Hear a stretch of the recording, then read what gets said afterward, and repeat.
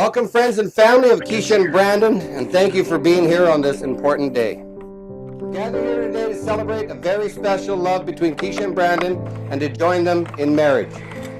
Marriage can expand you as an individual, define you as a couple, and deepen your love for one another. To be successful, you'll need strength, courage, patience, and a really good sense of humor.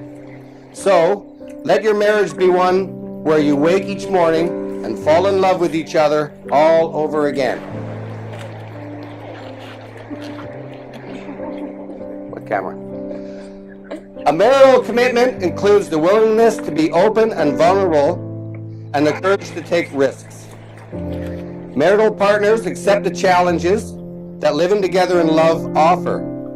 They decide that they will face the fears that are necessary part of establishing a nurturing and intimate relationship.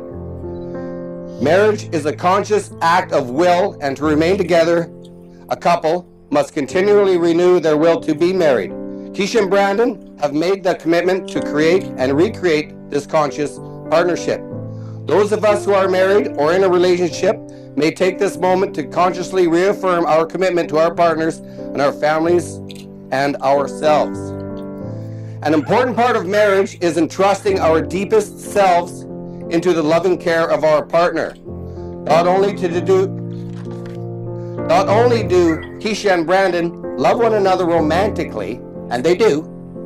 You can see it in every look, every touch, every moment they're together. They also love one another as friends. That love and enjoyment of each other as best friends will keep them bonded throughout their lives. Marriage is much more than your signature on a legal contract. It's the beginning of an amazing journey.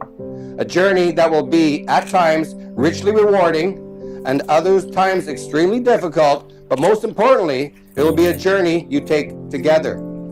Keisha and Brandon, today, you are promising in front of the people you love that you will be with each other and only each other for the rest of your lives, and that you will always do everything in your power to honor these promises.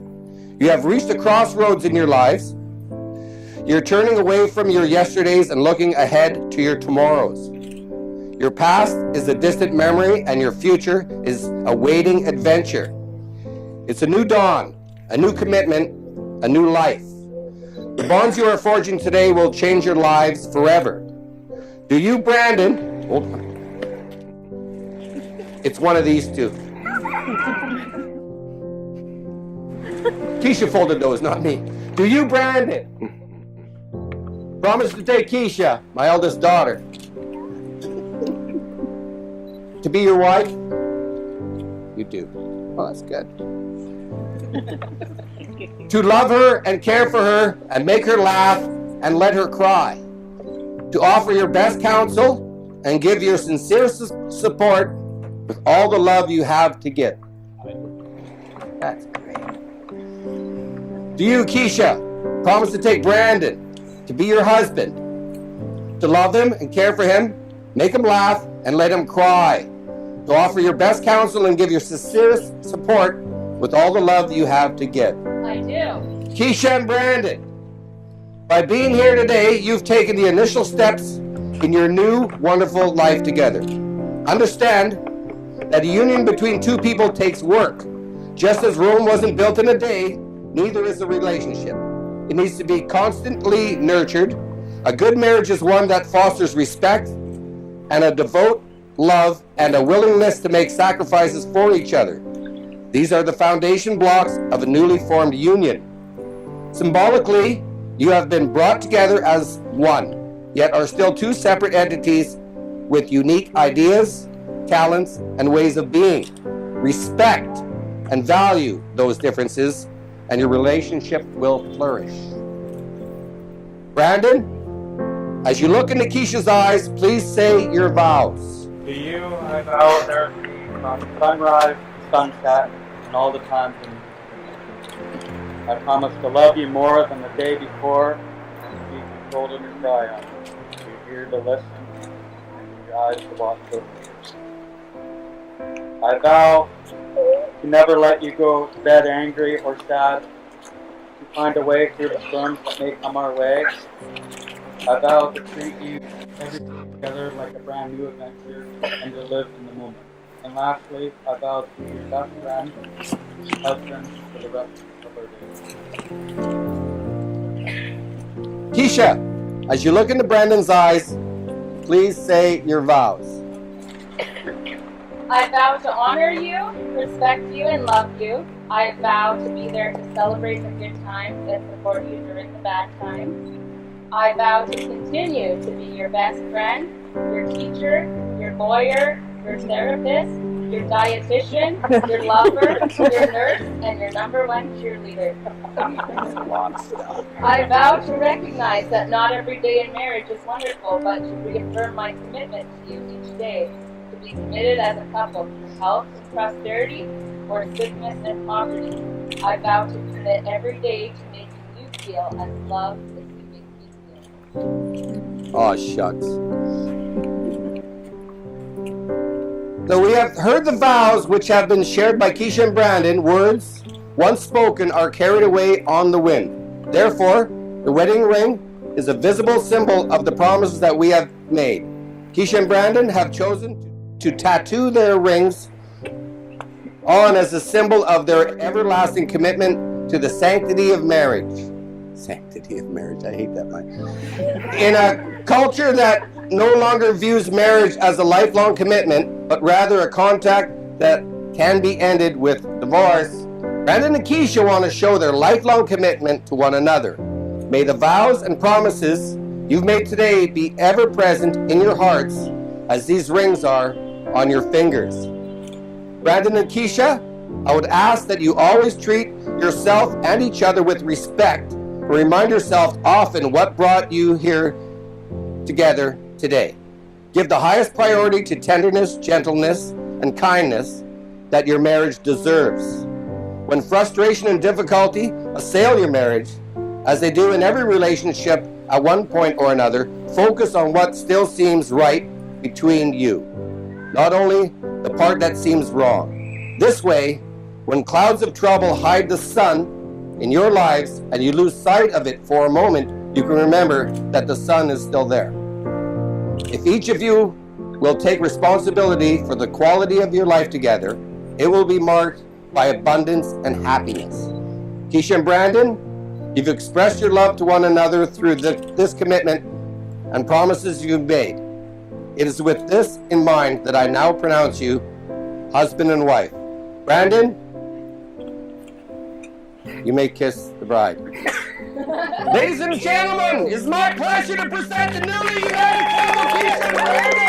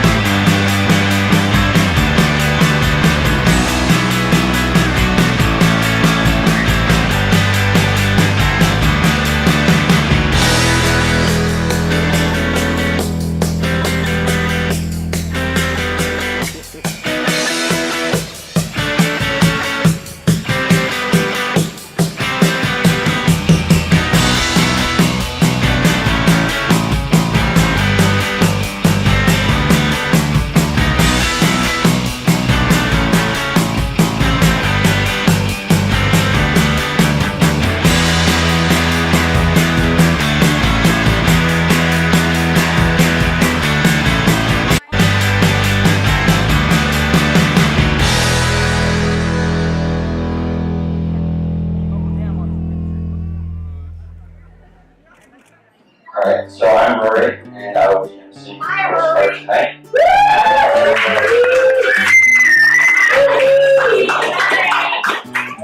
So there we have it. The new Mr. and Mrs. Henry. We have a hand for Even though we know that I'm the number one guy in my mom's life, he makes it for number two. And I know that his number twos because he always poops with the door open.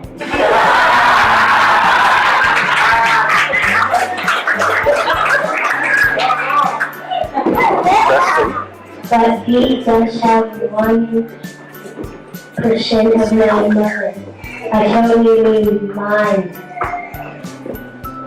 But in all seriousness, my mom made a good man. And he is really good to my mom. Almost as good as me. Okay, my name is Ricky and I'm the maid of honor. Thank you all for joining us today, celebrating Keisha and Brandon's their commitment to each other. I have known Keisha since grade 1. She's actually a year younger than me, but she was a child genius, so they let her skip a year.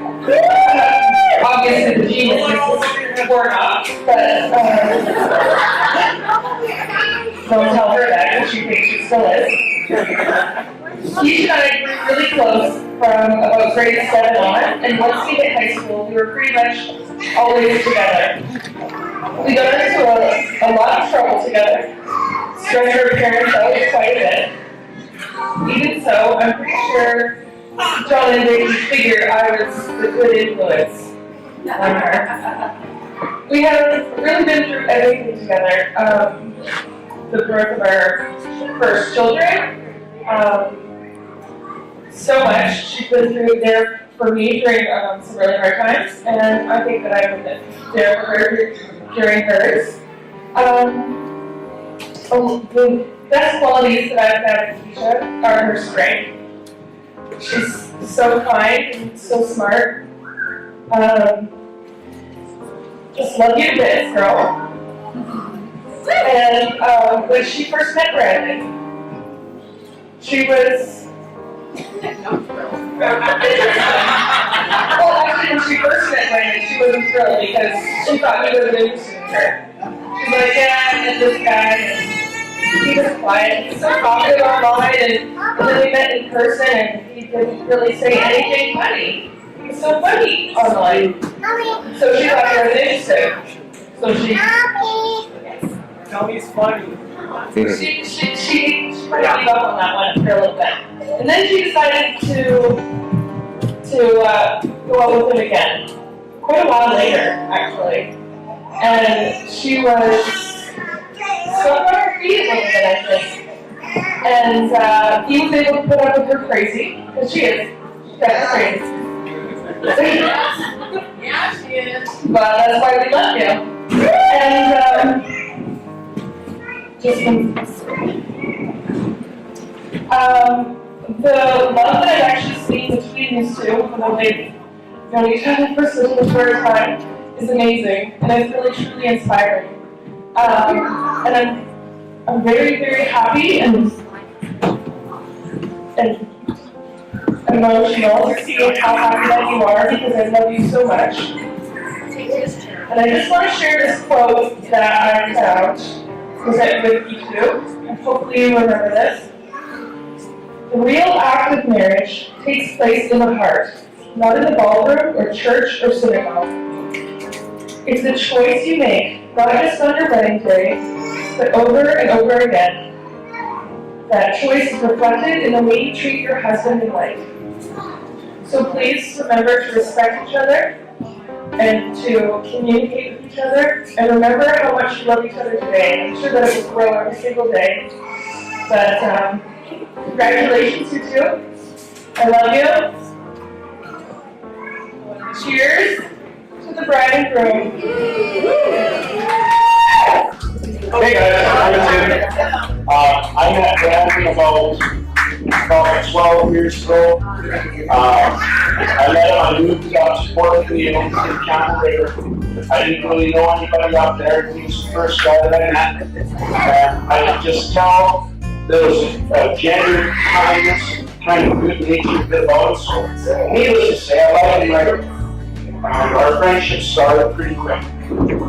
It ended up with him moving into my basement suite and lived there with me for about 2 years. We had a lot of ups and downs there, a lot of good times. He's the only guy in the world that I think I've actually ever human bowl into a pile of empty beer cans. We did that, that's no exaggeration. We called it beer wars. But we did that, and then we had to come up with the excuse of why our house smelled like beer for about 2 weeks. And we concocted a wonderful story about how we dropped, I think it was an 18-pack bottles downstairs.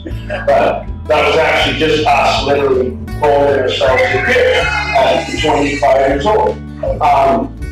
So there's a lot of things I could say, a lot of crazy stories, but I'll keep it pretty PG. There's one of the funnest nights of my life, and I'm still very thankful. Brandon won a trip from this work to go to a hockey game, a Canucks game. He won airfare, hotel, the tickets, everything, and he chose me to take that. And this is funny because he's a Canucks fan, and I'm a Calgary Flames fan. And we used to watch all the games together. But he could have chosen anyone, and he chose me. And we had a hell of a time going to that game. We actually got together in Campbell River the night before, and it was my idea. We took him out, a couple drinks at the bar, and of course, next thing you know, it's closing time, and we're halfway across town, and it's really funny, because we were sort of standing in the dark, ready to close down, and all of a sudden we hear some squeaking, kind of, and good fun. And there comes a man on a bicycle with a great big bucket, and slowly approaches us. And the bucket was full of beer. And well, that was great because we didn't have any. At first, we didn't really know whether to kind of be standoffish or belligerent with this guy because it's like 3 o'clock in the morning from Campbell River. But he had beer, so all of a sudden we were good. And he gave us a couple beers. All of a sudden, he mentioned my address when I was 8 years old. You remember that? He's like, "You're not married, you lived on Dover." And I couldn't believe it. Anyways, as fast as he showed up, he was gone. We went severely hungover the next day. We got our plane, flew to Vancouver, walked through the streets of Vancouver, did the street food, Paul was there. That was when I met him. It was a good time. I'm still very thankful for that night. A couple things, I never got to meet Keisha before, but I've watched on Facebook, and I've seen your guys' relationship blossom, and I can tell there was something special about it as I watched. And I've been really proud over the years to watch how Brandon's become as a father. I've watched all that go, and to be honest, not that I didn't think he'd ever be a good dad, but all my buddies growing up, I can really say I really commend the way I watched him with his boy, and I think you guys are really lucky to have him. Obviously, you're lucky to have her.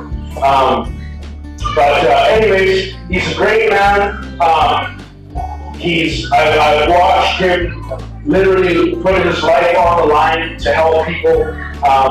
Myself, Brandon, Andrew, and some of the other Cochrane boys we all volunteered for the High Creek Fire Department.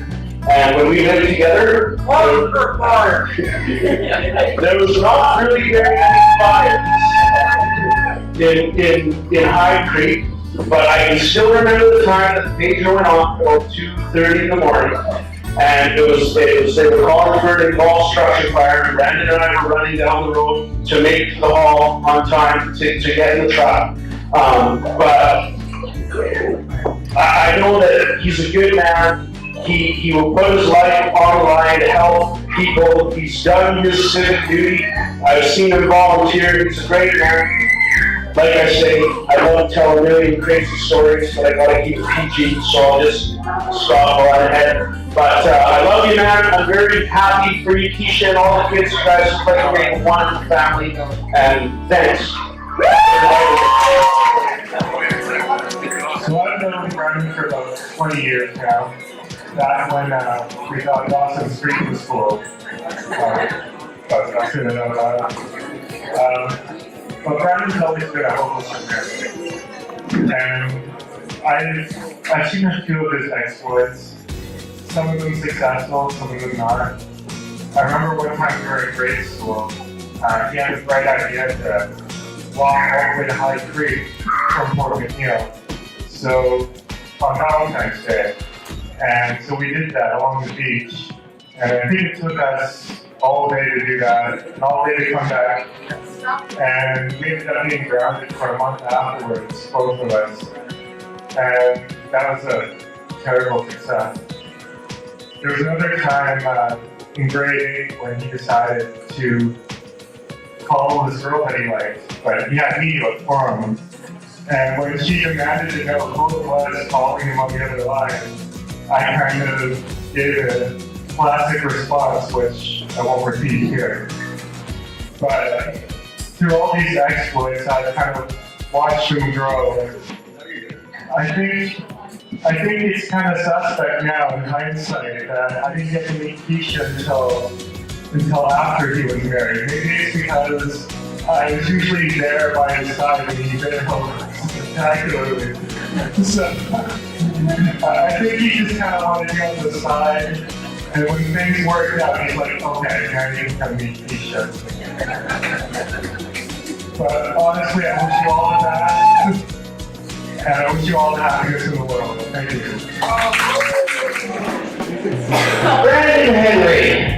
Let's see, I've known Brandon now for approximately 10 years. We started working together at Marine Harvest in the summer of '07. And I kind of became kind of quick friends because we both had a love for the game of baseball.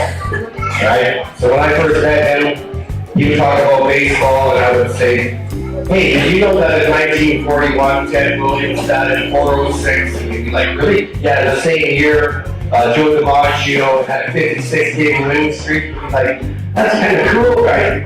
And I was like, yeah, for a guy who's only 5 years older than you, I know all this stuff.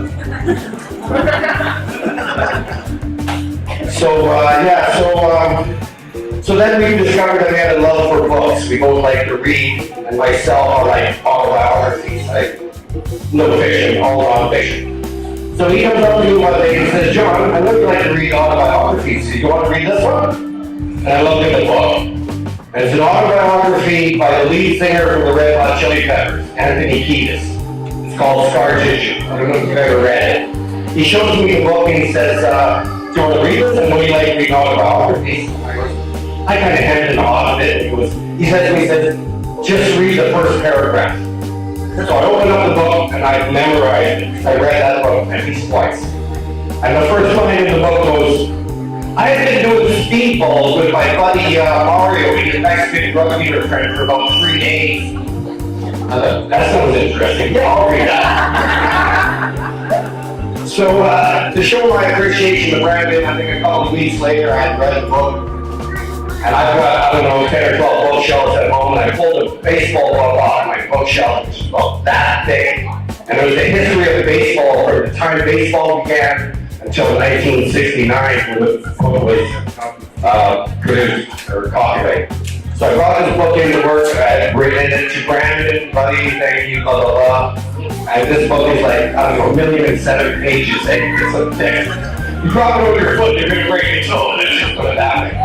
So I just want to say thanks, Brandon, for actually he introduced me to the Chili Peppers. I mean, all those guys in the Chili Peppers are all my age. Actually, they're about a year older than me, but growing up, I never listened to the Chili Peppers. I was more into Clapton and Zeppelin and stuff like that.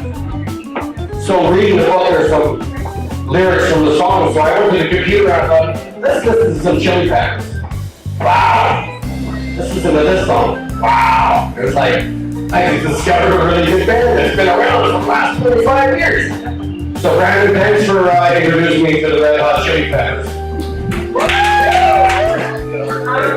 That wasn't fair. I got a Keisha story too. Is this really gonna be this loud? It's hurting my ears. Hey, down there. Is that okay? Yeah, it's worked out better. Oh, okay. Okay, so Keisha would have been about 6 or 7 years old, I guess, somewhere around there. So Keisha and I go down for ice cream, and I bought her some candy. She goes, I said, what do you want? She goes, Dad wants a cinnamon Tic Tacs. Okay, so I bought her a box of cinnamon Tic Tacs.